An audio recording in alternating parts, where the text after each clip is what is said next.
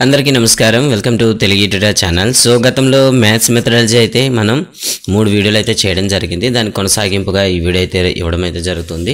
ముఖ్యంగా అభ్యసన ప్రక్రియలు అవగాహన అనే ఒక సబ్ హెడ్డింగ్లో మనకైతే ఫస్ట్ ఇయర్లో కనిపిస్తూ ఉంటుంది. సో దీని గురించి దీనిపైన వచ్చేటటువంటి ప్రశ్నలు ఏంటో ఒకసారి అయితే ఒక వేగంగా చిన్న చర్చ చేద్దాము. సో మీరు ఎవరైనా ఫస్ట్ టైం చూస్తుంటే ప్లీజ్ సబ్స్క్రైబ్ చేయండి. అదేవిధంగా బెల్ ఐకాన్లో ఆల్ నోటిఫికేషన్ని ఎనేబుల్ చేయండి. సో శిశువు విద్యావంతునిగా చేసే ప్రక్రియే బోధన అభ్యసనం అని పిలుస్తాం. అంటే శిశువుని విద్యావంతునిగా చేసే ప్రక్రియనే బోధన అభ్యసనం అంటాము. ఈ ప్రక్రియలో మనకి 2 అంశాలు అయితే కనిపిస్తాయి. ఒకటి బోధన, రెండవది అభ్యసనం. అంటే బోధన అభ్యసనంలో మనకి ముఖ్యంగా ప్రధానంగా కనిపించేవి 2 ముఖ్యమైన అంశాలు అయితే ఉంటాయి. బోధన, రెండవది అభ్యసనం.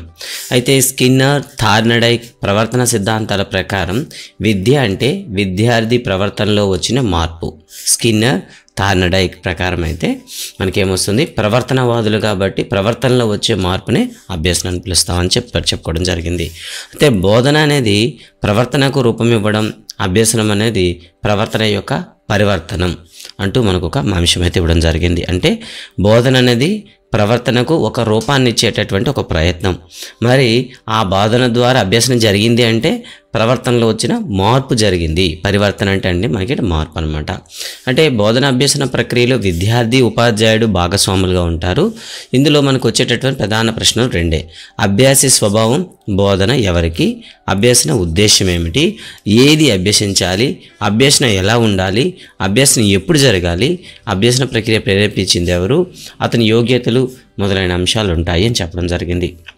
ఇక్కడి వరకు అయితే మనకు ప్రశ్నలు అడగడానికి అవకాశం ఉండదు. ఇక నుండి కొన్ని ప్రత్యేకమైన ప్రశ్నలు అడగడానికి అవసరం ఉంటుంది. స్మిత్ మాటల్లో బోధన అంటే ఏమిటి? అభ్యసనకు పుట్టుకనిచ్చే ఒక ప్రక్రియ. చూడండి, ఇక్కడ ఖచ్చితంగా ఒక ప్రశ్న అడగడానికి అవకాశం ఉంటుంది. స్మిత్ మాటల్లో అభ్యసనం అంటే ఏమిటి లేదా బోధన అంటే ఏమిటి అని అడిగారు అనుకోండి. అభ్యసనకు పుట్టుకనిచ్చే ఒక ప్రక్రియ అంటే అభ్యసించడానికి ఒక అవకాశం కల్పించే అంశమే బోధన అని చెప్పడం జరిగింది. అందువలన ఎట్లా బోధించడం అనే దానికంటే ఏ విధంగా విద్యార్థి చక్కగా అభ్యసనం చేయగలడు అనే ప్రశ్నను మొదటగా పరిగణించడం మంచిది.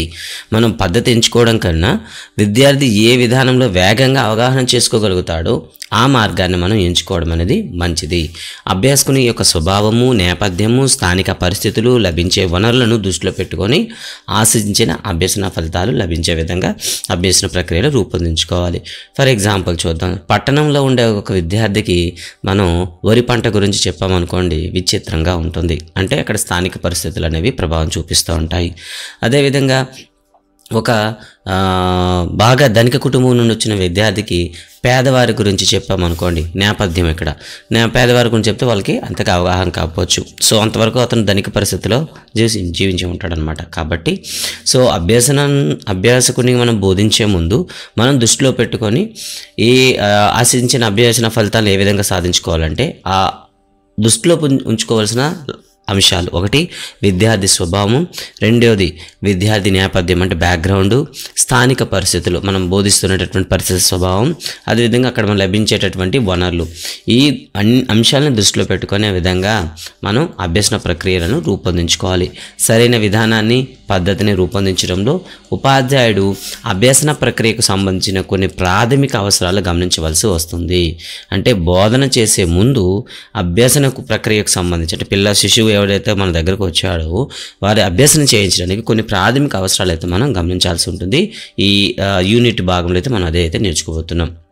అవి మూర్తత్వం. చూడండి, మూర్తత్వం నుండి అమూర్తత్వానికి, సరళ నుండి క్లిష్టతకు, అలాగే మొత్తం నుండి భాగాలకు, తెలిసిన దాని నుండి తెలియని దానికి సాగేలా ఉండాలి. అంటే బోధన అభ్యసన ప్రక్రియ అనేది మూర్తం నుండి అంటే మనకు కనిపించే వస్తువు నుండి అమూర్తత్వం, కనిపించని వస్తువు వరకు, అలాగే సరళత నుండి సంక్లిష్టత, చిన్న చిన్న అంశాల నుండి క్లిష్టతరమైన అంశానికి, అలాగే మొత్తం నుండి మొత్తాన్ని చెప్పి దాంట్లో ఒక్కొక్క భాగాన్ని విశ్లేషించుకుపోవడం, విద్యార్థికి తెలిసిన అంశం నుండి విద్యార్థికి తెలియని అంశంకి వెళ్ళడం. ఇలా మనం కొన్ని ప్రత్యేక అంశాలు అయితే దృష్టిలో పెట్టుకోవాల్సి ఉంటుంది బోధన అభ్యసన ప్రక్రియను కొనసాగించేటప్పుడు. అదే అభ్యసనం ఒక నిరంతర ప్రక్రియ. దీని ఎప్పుడు కూడాను ముగింపు అనేది ఉండదని మనం చెప్తూ ఉంటాం. అనేక విషయాలను పిల్లలు వివిధ సందర్భాల్లో నేర్చుకుంటారు.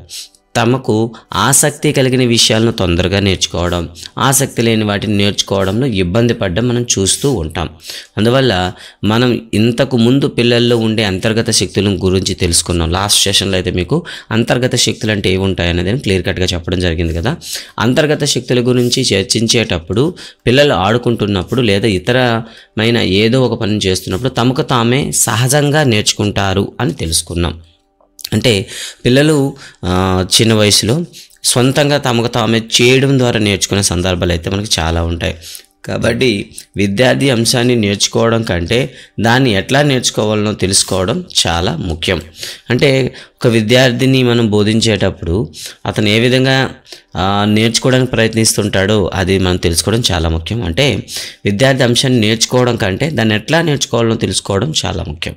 అంటే మనం నేర్చుకోవడం కంటే అది ఏ విధంగా చేస్తే అది మనకు పూర్తిగా అవగాహన అవుతుంది అన్న అంశం మనకు తెలిసి సరిపోతుంది.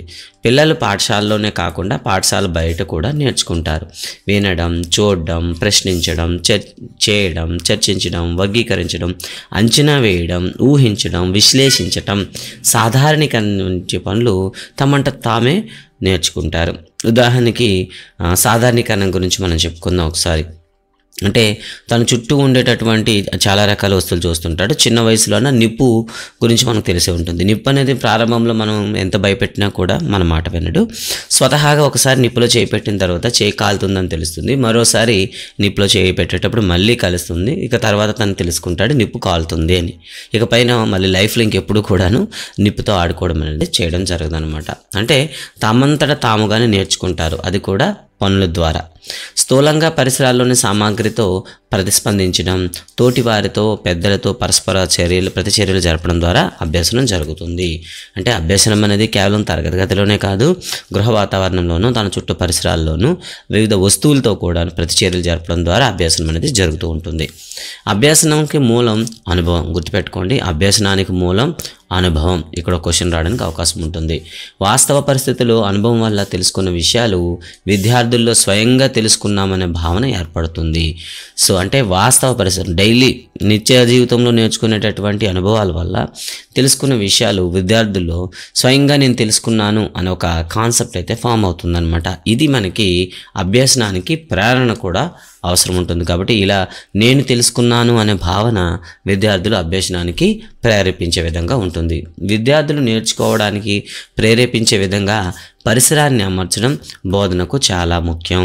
ఇక్కడే మనం ఇంతకుముందే చెప్పుకున్నాం, సెకండ్ ఇయర్లో ఇక్కడే మనం వింటూ ఉంటాము, మంచి తరగతిని తయారు చేయడం ద్వారా గణితాన్ని తేలిగ్గా బోధించవచ్చు అని మనకి సెకండ్ ఇయర్లో అయితే కనిపిస్తూ ఉంటుంది. గుడ్ క్లాస్ రూమ్, ఓకేనా. దాన్ని ఇక్కడ మరోసారి చర్చించడం జరిగింది. అంటే ప్రేరేపించే విధంగా, విద్యార్థులు నేర్చుకోవడానికి ప్రేరేపించే విధంగా పరిసరాన్ని అమర్చడం బోధనకు చాలా అవసరం. అంటే మన తరగతి గది అనేది టీఎల్ఎంతో కానివ్వండి, అట్రాక్టివ్ మెటీరియల్తో కానీ, సో అంటే నేర్చుకోవడానికి కావాల్సిన సామాగ్రి కానీ ఉంచినట్లయితే విద్యార్థి తనంతట తానే నేర్చుకోవడానికి ప్రయత్నిస్తాడు. గుర్తింపు, ప్రశంస వంటి ప్రోత్సాహ రీతులు అభ్యసనకు తోడ్పడతాయి. అంటే బాగా చేసిన వాళ్ళకి ప్రైజులు ఇవ్వడం కానివ్వండి, లేదా ప్రశంసలు ఇవ్వడం కానీ, వాళ్ళని తరగతిలో ప్రత్యేకించి గుర్తించడం కానీ, ఇలాంటి పనులు చేస్తే విద్యార్థుల్లో ఏమవుతుంది, పోటీతత్వం కానీ లేదా వాళ్ళు స్వయం ప్రేరణతను కలిగి వాళ్ళకు వాళ్ళే అభ్యసనానికి ముందుకు వస్తారు. తాను నేర్చుకున్న దానిని వినియోగించడానికి వీలయ్యే సమస్యలు, పరిస్థితులు విద్యార్థులు కలిగించాలి. అంటే గణితానికి సంబంధించిన నేర్చిన జ్ఞానాన్ని అప్పటికప్పుడే విడిచిపెట్టకుండా డైలీ లైఫ్లో ఉపయోగించుకునేటట్లు మనం ప్రయత్నించాలి. ఉదాహరణకు ఒక 2వ తరగతి విద్యార్థిని తీసుకున్నాం, కూడికలు అయితే చెప్పాం. సో కూడికలను చెప్పాం కాబట్టి తనకి వెంటనే ఒక రియలిస్టిక్ ఎక్స్పీరియన్స్ కోసం ఒక చిన్న అంగడిలో ఒక షాప్ దగ్గరికి వెళ్ళి ఒక 4-5 వస్తువులు తీసుకోవాలనుకుంటాం. అయితే మొత్తం ఎంత అవుతుందని ఒక డైలీ లైఫ్ ఎక్స్పీరియన్స్ అతనికి ఇవ్వాలి.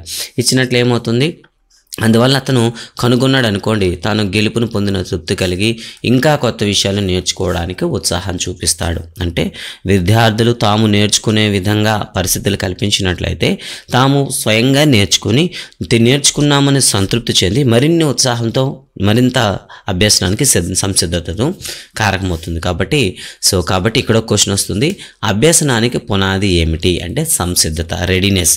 సో చూడండి, అభ్యసనానికి మూలం అనుభవం అయితే అభ్యసనానికి పునాది సంసిద్ధత. అభ్యసన సంసిద్ధత అనేది విద్యార్థుల పెరుగుదల వికాసాల స్థాయిపై కూడా ఆధారపడి ఉంటుంది. అంటే సంసిద్ధత అనేది ఉదాహరణకు 1వ తరగతి విద్యార్థికి ఏమని ఉంటుంది, సైకిల్ తొక్కాలని ఏముంటుంది, సంసిద్ధత ఉంటుంది. కానీ తనకి ఏముంటే చలనాంగాలు అనేవి అభివృద్ధి చెందండు. కానీ అంటే ఇక్కడ ఏముంది, పెరుగుదల అనేది లేదు. అంటే సో ఒక అభ్యసన సంసిద్ధత మనం ప్రతిబింబించాలంటే ఇక్కడ పెరుగుదల వికాసాలు కూడాను చాలా అవసరం అన్నమాట. పరిపక్వత కూడా అభ్యసనానికి దోహదం చేస్తుంది.